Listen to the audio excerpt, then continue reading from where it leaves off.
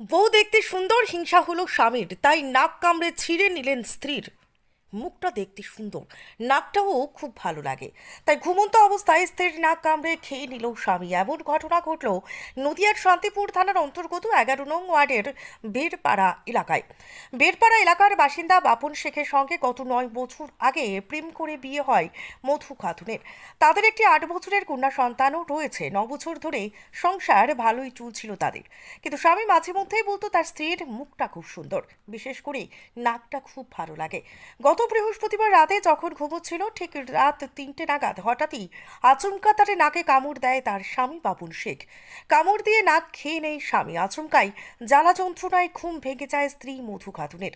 এরপরে নিজেকে বাঁচানোর চেষ্টা করে আবারও আঙ্গুলে কামড় মারে তার স্বামী। কোনো রকমে বাড়ির বাইরে পালিয়ে যায় তার স্ত্রী।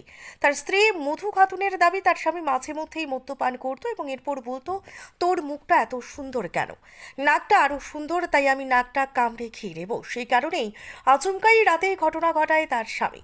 পাশাপাশি তিনি আরও অভিযোগ করেন, যেহেতু আমার মুখ সুন্দর তাই অ্যাসিড মারারও হুমকি দিয়েছিল স্বামী। এরপর স্ত্রী মধু খাতুন শান্তিপুর থানায় স্বামী বাপন শেখের বিরুদ্ধে লিখিত অভিযোগ দায়ের করে। অভিযোগের ভিত্তিতে অভিযুক্ত বাপন শেখকে গ্রেফতার করে পুলিশ। আজ তাকে রানাঘাট আদালতে তোলা হয়।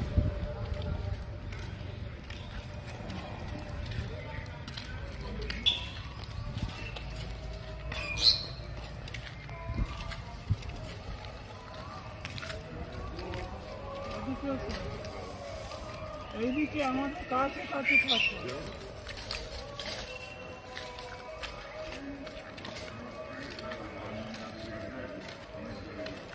ভিজুয়াল দিও।